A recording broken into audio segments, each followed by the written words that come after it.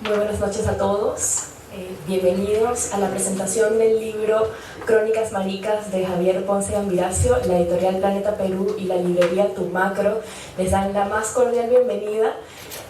Para nosotros es realmente un honor tener a Javier entre nuestros autores. Este es el primer libro que saca con nosotros. Esperemos el primero de muchos, la verdad. Y es un libro tan inquietante como necesario, ¿no?, en la literatura peruana, porque nos habla de un siglo que mientras en el resto del mundo se estaba destruyendo y reconstruyendo después de las guerras, acá en el Perú estábamos descubriendo quiénes éramos, ¿no?, qué era esta república, qué era esta identidad de ser peruano, y eso incluía también la identidad sexual, ¿no? Y dentro del grupo tan heterogéneo, de la sociedad tan heterogénea peruana, estaban los homosexuales. Y entre los homosexuales, y bueno, no necesariamente las personas que son homosexuales son transgénero, pero también los transgénero, estaban en ese lugar, en ese muladar extraño, en el que o era un pecado, o era un delito, o era una patología, una enfermedad. Y de repente se convirtió en una moda rápidamente en los últimos 20 años del siglo. ¿Pero qué pasó en este siglo XX tan extraño?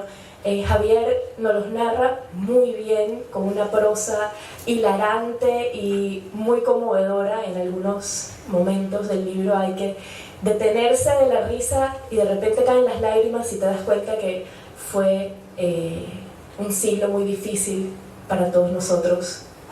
También muy gracioso, ¿no? También ocurrieron cosas realmente cómicas. Sin más preámbulo, los dejo. Hoy contamos con la presencia de dos grandes autores de nuestra casa, también Carla García y Beto Ortiz. Muchísimas gracias por estar acá. Un fuerte aplauso y los dejo sin más.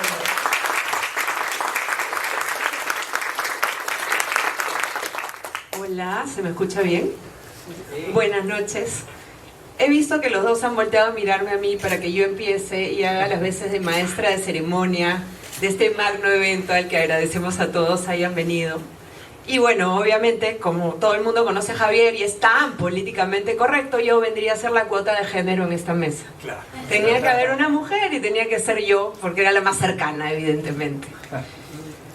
A Javier no puedo empezar a hablar del libro sin hablar de Javier, y es porque hace exactamente 5 años estábamos Beto Ortiz y yo en una isla de edición tratando de darle forma a la película que Beto está promocionando con tanto esfuerzo, y un día viene y me dice: oye, ¿te ha llegado este libro? El cine malo es mejor. Y le digo sí, y me dice: ¿conoces a este pata Javier Ponce? En realidad Javier Ponce no era un nombre que me sonara demasiado, pero cuando leí Gambiracio, vino a mí una imagen de cuando yo tenía 12 años y estaba en la casa de una amiga del colegio, que tenía unas hermanas un poco mayores, porque a pesar del maldito cutis de Javier, que todos envidiamos, Javier es algo mayor que yo. Entonces yo tenía 12 años y de pronto no sé por qué se abre la puerta de la casa y aparece esta visión, ¿no? Esta especie de chico con el pelo maravilloso, con ojos como de moro, increíble, de unos 21 o 22 años, y le dije: Sandy era mi amiga en ese entonces, es una gansa, no la volví a ver. Sandy, ¿quién es ese chico? Y me dice: no lo conoces, es Gambiracio. Y el nombre se me quedó para siempre en la cabeza. Entonces cuando llegó el libro a nuestras manos en esta isla de edición, le digo: pero yo lo conozco cuando era chica y era como el it boy, ¿no? El chico de moda, lo más lindo que podías ver en ese momento. Beto no lo conocía, creo. Entonces le dije: hay que darle bola, ¿no? O sea, qué bien nos caería un Javier Ponce en el grupo, en ese grupo raro que habíamos conformado nosotros algunos años antes. Un grupo de gente un poco señalada, ¿no? Un poco prejuzgada, pero que se reúne a reírse de la vida y reírse de los demás. Y bueno, fue así como Javi llegó a nosotros, y creo que fue una buena decisión, ¿o no, Beto? No estoy tan seguro. Hemos tenido buenos momentos con Javi. Sí, lo que pasa es que en el libro Crónicas Maricas, que es una especie de antología gay del Perú, Javier era amigo de prácticamente todos los gays del planeta. Uno lee y se da cuenta que Ricky Martin se lo quiso levantar. Él nadaba mariposa con Christian Meyer en Pucusana. Estudiaba en la misma carpeta que Jaime Bailey. Le hacía masajes en los pies a Mercedes Sosa. ¿Y yo dónde estaba? Mientras todo eso pasaba, ¿yo dónde estaba? Claro, como yo no pertenezco a la historia gay, tuve que buscarlo para aparecer en una página de la historia gay. Porque claro, yo veo los personajes que aparecen ahí y todos usan plumas, y todos usan tacos, y todos usan nylon, y yo nunca he usado esas cosas. Entonces he sido discriminado de la historia gay. Has usado, Beto. Te hemos visto en la televisión. Ah, pero eso es para fines de entretenimiento. No porque... Yo supongo que porque no me quedaba la ropa de las mujeres.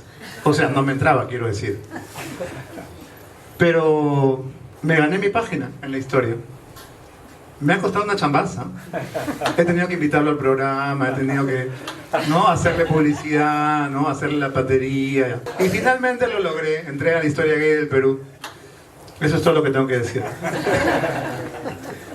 Javier, habla pues, es tu fiesta. A ver, vamos a hablar un ratito antes de que... Javi, ¿quieres que te organicemos Sí. Te ponemos la alfombra. A ver. Yo fui gay brevemente, en la cabeza de mi familia. He venido acá a salir del closet. brevemente. La primera vez tenía como 8 años y me preguntaba cuán difícil sería para las personas que se reconocen como gays desde chicos decirle a sus papás: yo no te voy a dar lo que tú esperas de mí. Entonces tu plan por el cual me tuviste no sucederá, porque yo no me voy a casar con un hombre ni tendré hijitos. Eso me duró poco tiempo y luego empecé a conocer a los hombres y bueno, se me despejó la duda. A mí me sucedió lo mismo. Ya ves, van saliendo cosas. Pero algunos años después yo era punk, ¿no? Entonces usaba borceguíes, los pantalones de cuadros, el pelo así de una sola hebra, no usaba cerquillo, era como mala. Y mi papá, que era un señor que era político, un día en un almuerzo familiar sentó a todos mis hermanos y dijo: hoy Carla tiene algo que decirles. Y entonces yo dije: ¿qué será? Y le dije: ¿qué es?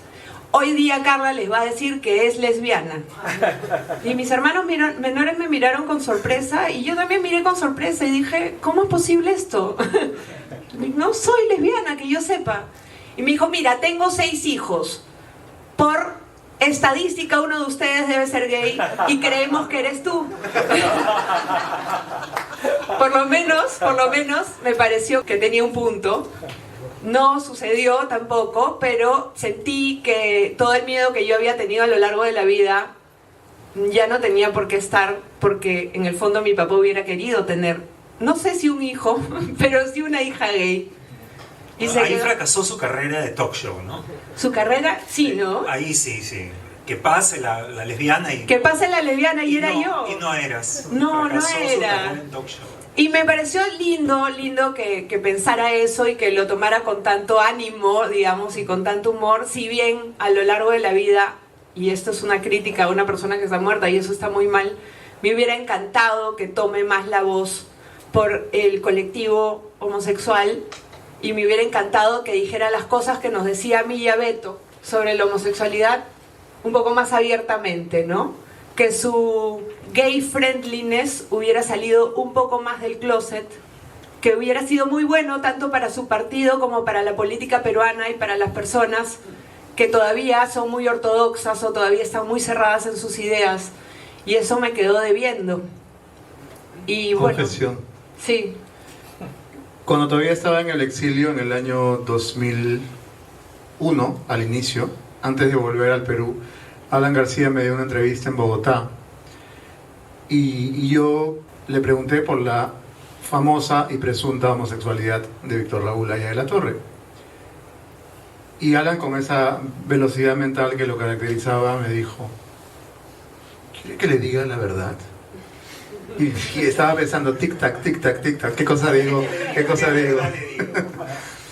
Y me empezó a contar que él había asistido al Gay Pride en París que había visto estas federaciones de médicos homosexuales, de abogados homosexuales, de policías homosexuales, y se había sentido él mismo un salvaje.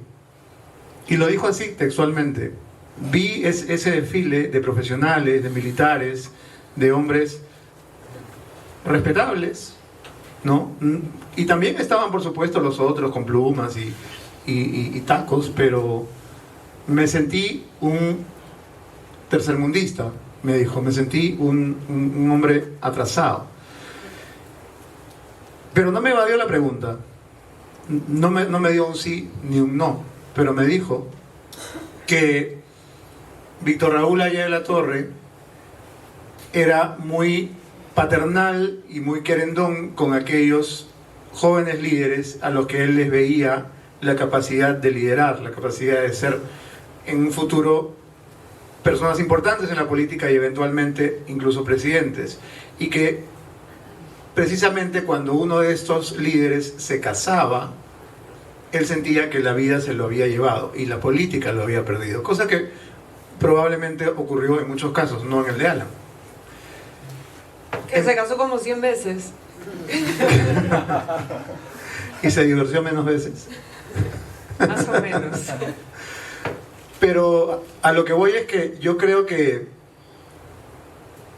no ganarías las elecciones si te pones muy gay friendly.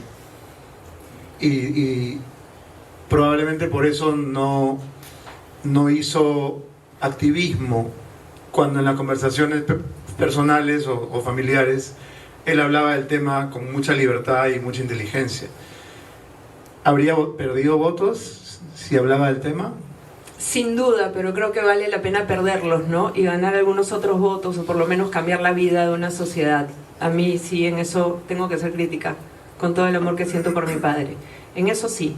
Pero tengo una duda, Beto. Tú y yo vemos a Javi permanentemente, hacemos miles de cosas. ¿Y en qué tiempo Javier Ponce investiga, va a la hemeroteca, se sienta días de días en Quilca, escribe 150 libros más que tú y yo, edita películas, da entrevistas, habla de ovnis? Yo tengo una teoría, él es una especie de Willy Wonka y tiene sus umpalumpas que trabajan por él. O como el hombre par, ¿no? Claro, tiene claro. muñeco. Tiene unos esclavos encerrados en un sótano, haciendo la chamba. Porque ¿Quién es escribe imposible. esos libros? No sé. Nunca lo he visto escribir. ¿Tú lo has visto escribir? No, no me Yo consta, ni siquiera que ¿No? sepa escribir. No, No lo he visto con un lapicero nunca. Nunca. Y además está haciendo contenido para las redes, ¿no? O sea, poco te falta para hacer coreografías en Instagram o en TikTok. En TikTok. Beto, Ah, espérate. sí, ya. Sí, hace. Y también canta, ¿no? Hace dúos con... Baila. Claro, sí, sí, sí. Claro, hoy por la tarde bordó el chaleco. Claro, hace arpilleras, ¿no? Artesanías. Bueno, pero tendríamos que ser un poco más como José Carlos Irigoyen y hablar seriamente del libro, ¿no? No. Que el libro es como dicen una maricopedia, ¿no? Un listado de los personajes que fueron aplanando el camino desde los 70s hasta el día de hoy en el mundo gay, en el mundo travesti, transexual, pero está muy ricamente contado porque contextualiza políticamente todos los momentos, ¿no? Qué sé yo, si alguien pone en 1980 pasa tal cosa, de repente a mí no se me ocurre que en ese preciso instante la Constitución del 79 empieza a regir, o que en el 78 aparecen, ¿cómo se llaman? Las travestis de la prostituyente, al mismo tiempo que la constituyente del 79. Entonces, Javier, con su sentido político, con su, te va a doler que diga esto, pero con su militancia política que existe, él hace que este libro, que está lleno de momentos duros y la verdad fuertes, como le dije hoy día a mi mamá, que estaba tan ilusionada en venir y no pudo, le digo, te va a encantar el libro, pero prepárate. Entonces este libro que está lleno de momentos fuertes, pero que también están contados desde el humor y no desde la victimización, como estamos acostumbrados a escuchar de parte de un espectro político contrario a lo que Javi piensa normalmente. Este libro tiene un montón de momentos históricos del Perú, de cambios que se daban al mismo tiempo que cambiaba esta nueva sociedad LGTBI. ¿no? Entonces está súper bien contado porque te ancla, ¿no? Sabes tú en qué momento estaban las bombas reventando personas, los atentados, ¿no? Los cambios sociales. Y eso es súper importante y seguramente eso es lo que más le ha gustado a Irigoyen. Cuando a mí lo que me gusta es desde dónde cuenta Javi las cosas. Que repito, no es la víctima, ay, fue tan terrible, ni nada, sino que es un libro que se lee como si Javier te lo contara riéndose, ¿no? Y eso es súper valioso, contar algo que es grave, pero de una manera en que no te pongas a llorar, necesariamente. De hecho, la tragicomedia creo que es la música de fondo de la vida de probablemente la mayoría de gays, por lo menos limeños, no puedo hablar de los gays del mundo. Pero la historia es divertida, pero al mismo tiempo es terrible. Entonces uno escucha la voz de Javier permanentemente y no hace falta conocerlo para escuchar un narrador omnipresente que te habla de mujer a mujer, porque te mujerea, ¿no? O sea, un rasgo característico de la tribu homosexual, que ha sido una tribu clandestina, subterránea, durante décadas, es que si tú llegabas a un grupo o ibas a un bar o ibas a una discoteca, de hecho conozco todos los bares que él describe en el libro, automáticamente te hablaban en femenino y era una cosa muy chocante. O sea, era gracioso, pero no era gracioso. Pero de pronto te empiezas a acostumbrar y es una manera una terapia de shock para que te aprendas a asumirte. Entonces, Javier te mujerea de entrada, asume que eres un cabro más. Tú abres el libro y automáticamente te vuelves maricón, porque te habla como un maricón más, ¿no? Y entonces, todo el tiempo el lenguaje es no querida, no tranquila muñeca, te equivocas tesoro. Y claro, ya entras en el juego. Y lo que te va contando muchas veces es desgarrador, porque tú te estás riendo, pero él te está contando de todos los amigos que vio morir de SIDA. Te está contando de que a su tío lo asesinó Sendero en la puerta de su casa. Te está contando que se tuvo que ir de su casa porque ya era demasiado maricón ya. Y uno se identifica, por supuesto, con sus papás, ¿no? Yo también lo hubiera votado. Y eso que no lo he conocido con el pelo largo como Carla lo conoció. Entonces, está bien ser homosexual, pero no hay que exagerar. Todo el mundo va a decir es divertido, porque es divertido, pero es divertido de una manera un poco perversa, porque te ríes y dices, ¿por qué me estoy riendo? Si lo que está contando es atroz.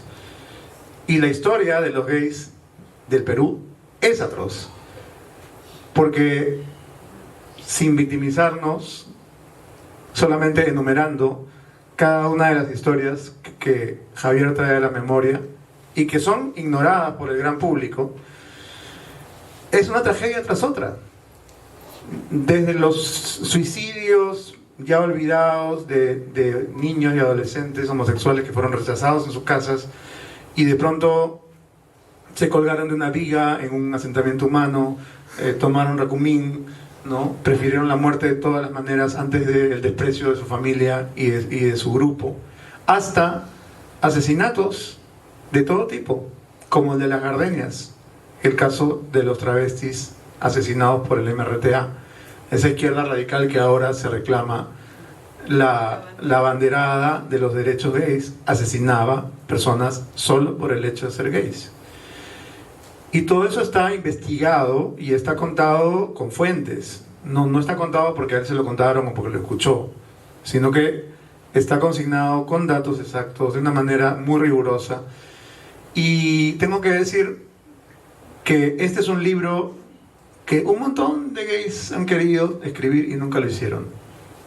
Y estoy hablando de escritores importantes. Por ejemplo, Osvaldo Reynoso. Yo recuerdo haber hablado con Osvaldo de que no teníamos una historia gay del Perú como sí la tiene España, Chile, Colombia, México. Hay montones de libros de la historia, incluso de la prehistoria, ¿no? Porque acá podríamos partir de los moches, por ejemplo. Que no eran machos. No, pero eran muchos.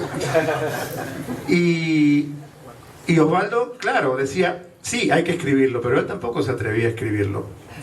Porque Osvaldo prefirió no hacer pública su sexualidad, porque venía de otra época, porque era de izquierda, por un montón de razones.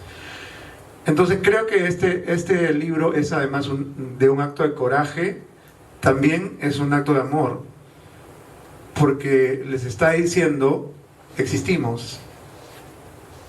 El lema en las marchas gays en Estados Unidos era "We're queer, we're here, get used to it". Somos maricas, estamos acá, acostúmbrense. Y este libro es eso, ¿no? Es ese grito de batalla. Y yo creo que va a servir para cambiar mucho las mentes de los más viejos. Porque afortunadamente la gente que ha nacido en este país de hoy no la tiene tan difícil como la tuvimos Javier y yo. O los más viejos, ¿no? Que murieron en el closet asfixiados. Porque nunca pudieron salir a respirar aire fresco. Ahora uno ve chicos de colegio de la mano, chicas de colegio de la mano, y nadie se escandaliza, y nadie se persigna, y nadie les tira lejía, ¿no? Y eso es gracias a travestis como Javier, que han trabajado para que ese camino se pavimente y ellos puedan transitar hacia la libertad sin tener que abrir trocha desde cero. Chambea, pues. Muchas gracias. Bueno, otra de las cosas es que la gente joven se entere que la izquierda no hizo nada, que la situación que tenemos ahora es producto justamente, como decías, de gestas pequeñas, individuales, que fuimos haciendo las personas que estábamos ahí, y también algunas personas que luego hicieron algún acto público no había redes en ese momento, ¿no? Pero como Coco Marusix, y que salió Vinco, Temple, hubo algunas, pero Daily, gente que fue rompiendo la imagen que se tenía de nosotros, que era cuando uno decía que era gay, la gente creía que te ibas a prostituir en la avenida Arequipa, o que te iban a asesinar, o que te tocaba ser pues la marica que salía en risas y salsa que agarraban a golpes, ¿no? O sea, no había más alternativa que esa, digamos, que en los referentes. Porque aquí hay gente que sale muy bien parada, pero también hay mucha gente que no. Como yo. No, tú hiciste tu chamba también, ¿ah? Sí, hiciste algunos reportajes. Uy, ahorita se va a buscar. A ver, el descargo. Búscalo. No voy a demorar a hablar. Ya. Bueno, no habíamos quedado en esto. Pero hay gente que optó por quedarse en el closet y que nos dejó sin referentes, ¿no? Y las referencias son importantísimas, no solamente para el niño cuando descubre que es gay, sino también para los padres, qué es lo que va a pasar con mi hijo. Y si tú tienes unas referencias un poquito menos marginales, no voy a decir más valiosas que menos valiosas, porque todas las vidas son valiosas, sino menos marginales y menos tristes y con más alternativas de vida profesional.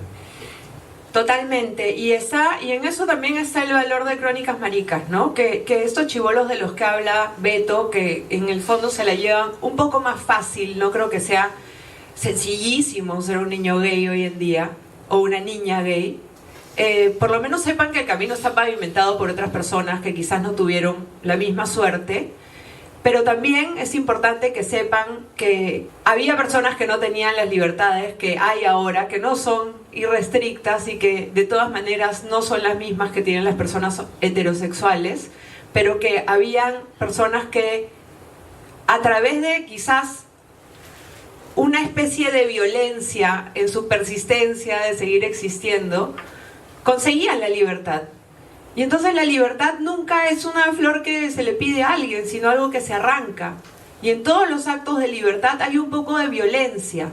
Lamentablemente a veces es un poco de violencia hacia uno mismo, pero la libertad se consigue con un poco de violencia. Y es importante que los chicos jóvenes sepan que hay muchísima gente que pasó por momentos gravísimos, que pasaron por el terrorismo, que pasaron por una enfermedad dura, que pasaron por el repudio social, porque una cosa es levantarse una mañana y decir soy muy marginal, qué bacán soy porque soy marginal, mírame con mi pelo parado, qué sé yo. Y otra cosa es que te vuelvan un marginal, ¿no? En esa historia está Javier teniendo 1 millón de chambas. 1 millón de chambas. Un tipo que es capísimo en todo lo que hace.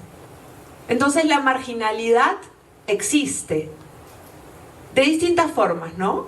Ignorando su éxito, ignorando las cosas que la persona hace, minimizándola, callando. ¿Quién es Javier Ponce, por ejemplo? Entonces, esa es la importancia. Que estos chibolos que están ahora sepan que ellos no inventaron todo, que no llegaron con todos los derechos inscritos en su partida de nacimiento, que cuando ellos empezaron a hacer su TikTok, Javier Ponce desde el año 80 ya tenía una cámara en la mano y estaba registrando absolutamente todo lo que existe en nuestras vidas. Porque creo que mi familia no tiene videos de mi infancia y Javier tiene. Y seguramente de la infancia de todos ustedes. Y fotos de todos. Entonces, antes de que existieran los TikTokers, los influencers, los chicos de los medios, ya estaba Javier Ponce estudiando, registrando, sistematizando la historia de todos. Y eso también es un mensaje. Aparte del tema este que dice Javier, ¿no? Con respecto a lo marginal y la violencia, que es algo que ojalá que no le toque nunca más a nadie. Y es algo de lo que se regresa, porque en este libro hay conflictos con tus papás, y acá veo a Nacha y a Jorge sentados en primera fila con todo el amor del mundo, y eso a mí sí me emociona. Yo quisiera tener a mis papás también sentados delante mío en cada cosa que haga, y bueno, les mando un beso grande y a ti por reconciliarte contigo y con tu familia. Gracias. Carla, muchísimas gracias por todo lo que has dicho, y efectivamente pues hay que esto es solamente un registro que se hay que dejarle a la gente nueva para que sepa qué cosas pasó antes, y ahí les dejo el siglo para ver qué cosas hacen con él también, ¿no? Ya encontré lo que quería citar, pero no tiene que ver necesariamente conmigo más que de Taquito, tiene que ver más con Jaime. A ver, dime. Dice: Jaime Bailey dijo que era bisexual cuando publicó su novela No se lo digas a nadie en 1994. Lo femenino define esta curiosa escala de lo despreciable, donde ser bisexual es menos maricón que ser homosexual, ser activo es menos cabro que ser pasivo, y ser pasivo es menos chivo que ser travesti. Aunque fuera a medias, pateó la puerta de ese closet literario tuburizado por los que decidieron sepultarse en sus armarios. 3 años antes, el periodista Beto Ortiz entrevistó a Bailey para la revista Caretas. Era el año 1991 y los dos negaban lo que eran. Condición para volverse famoso: a menos que tengas un amigo con programa y te dedique 1 hora.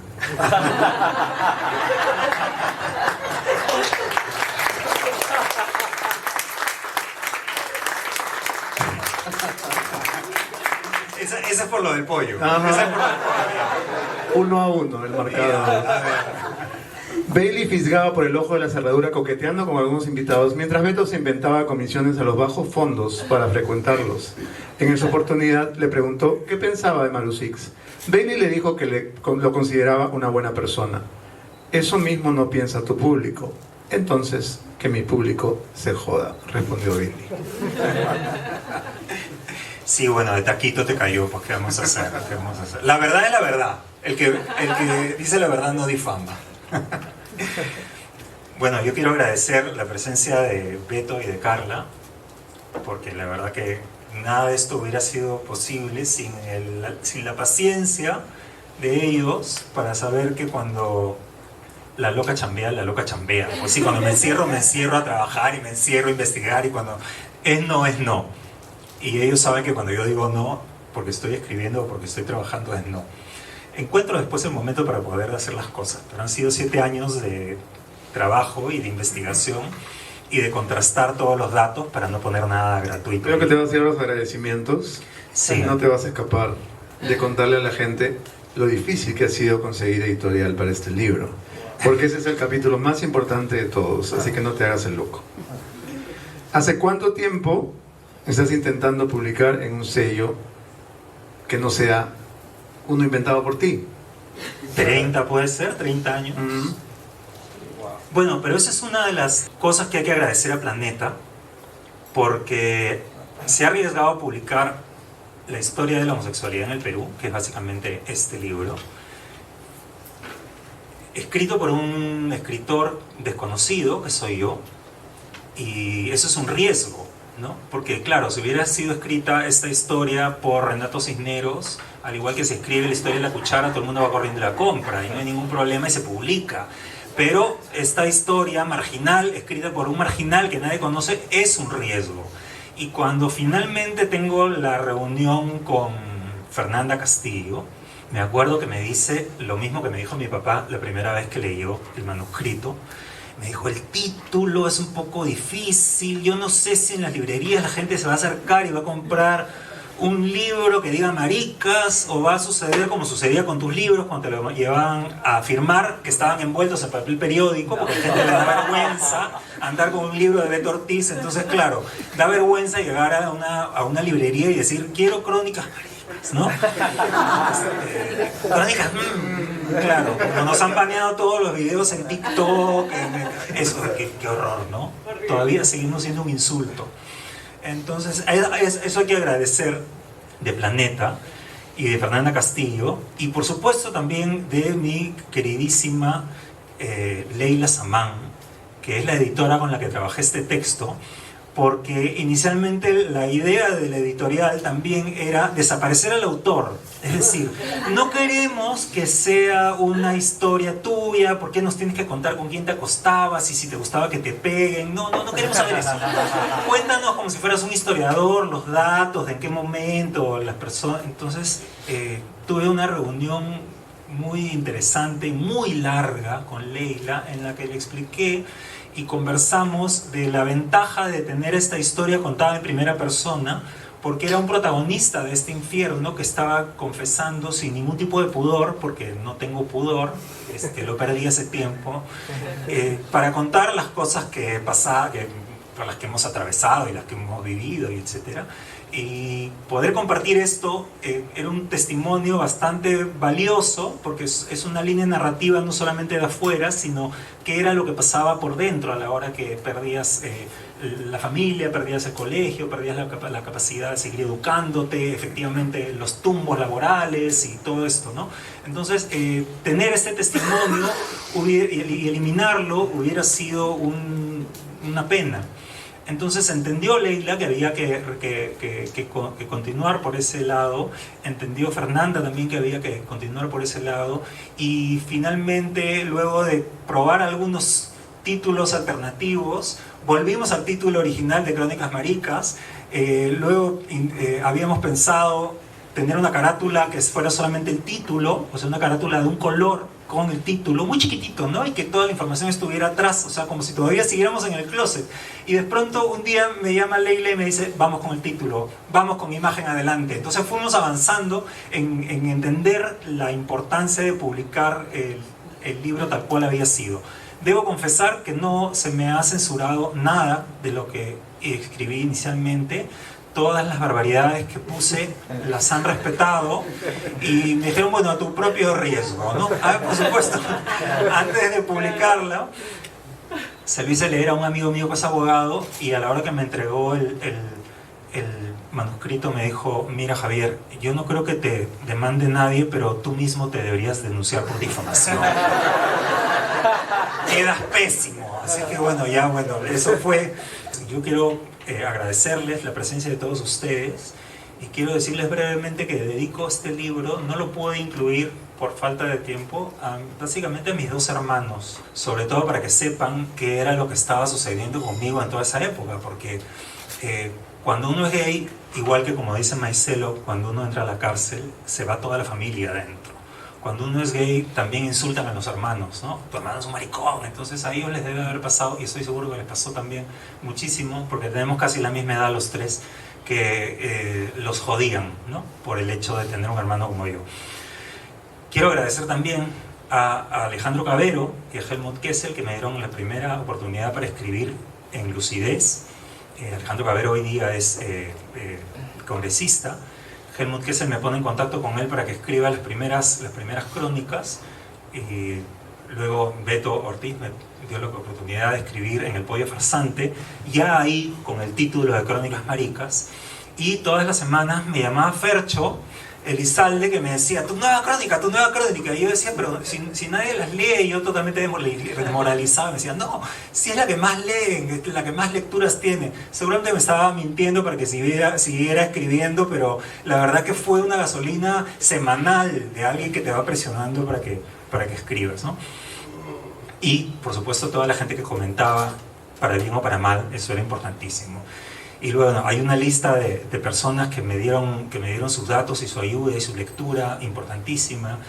Antonio Fortunic, Diego Galdo, Mario Carosi, César Isla, Jorge Espinosa Sánchez, Lucho Ureta, Pedro Mas, Pachileo, Lucho Rodríguez Prieto, Ernesto Samayoa, Irma Vázquez de Velasco, Jorge Tesey, Francisco Salomón, Tony Vázquez, Emilio Bustamante, Eddie Riega, Ernesto Pimentel, Charo Ferrecho, Maribel Ferradas y, por supuesto, a mi gran amiga Patricia Noya, por su incondicional solidaridad, talento y memoria.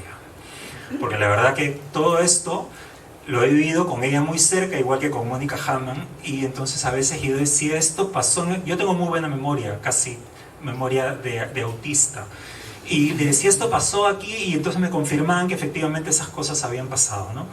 Quiero agradecer también al equipo de marketing de Planeta, el equipo de marketing y de prensa, y por supuesto a ustedes dos, Carla y Beto. Y quiero pedir disculpas por todos los olvidos, porque se han quedado afuera muchas historias que seguramente en un tomo 2, si la editorial lo permite, se escribirán. Y también quiero rendir un homenaje último. Hace menos de un mes nos dejó Javier Temple, que sale en la carátula del libro. Javier Temple, cuando yo entré al mundo gay, fue mi madre.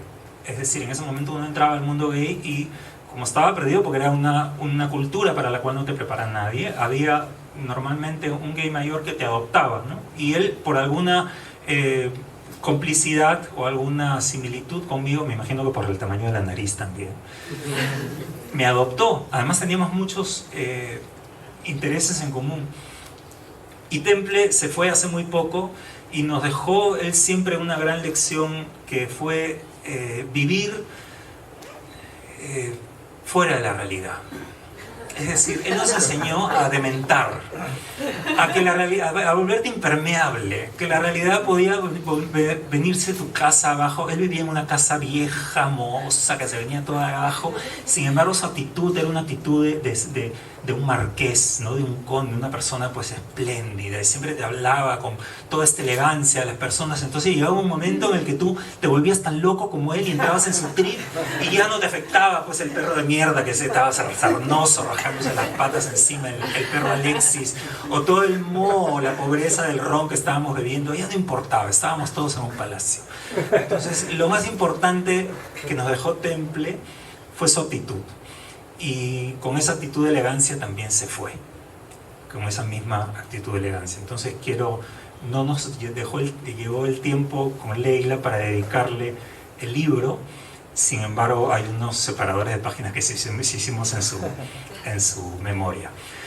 Muchísimas gracias por haber venido y muchísimas gracias por haber tenido la apertura de escucharnos a nosotros tres y a ustedes dos. Todo mi amor de siempre.